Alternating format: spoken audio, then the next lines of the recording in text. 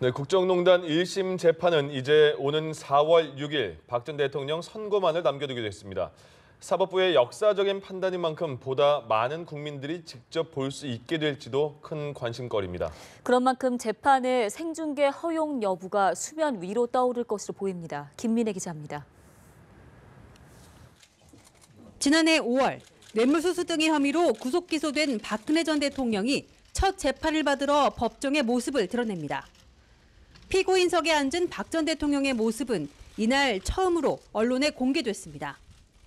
사건을 담당한 재판부는 국민적 관심과 사안의 중대성 등을 고려해 법정 촬영을 허가한 것으로 알려졌습니다. 9개월에 걸친 재판이 마무리되고 1심 선고만을 남겨두면서 박 전 대통령 선고가 생중계될지 관심이 뜨거워지고 있습니다.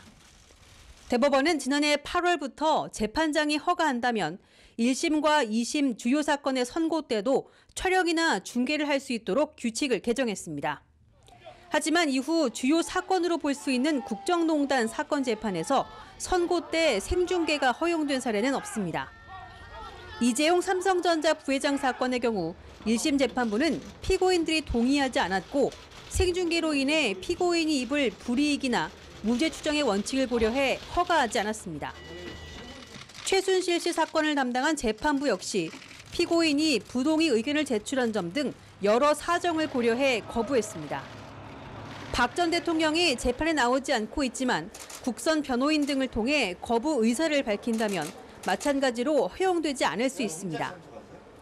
다만 개정안은 피고인의 동의가 없더라도 생중계가 공공의 이익을 위해 상당하다고 인정된다면 제한적으로 허용하도록 하고 있어 재판부의 판단에 따라 상황은 달라질 수 있다는 관측이 나옵니다. 연합뉴스 TV 김민혜입니다.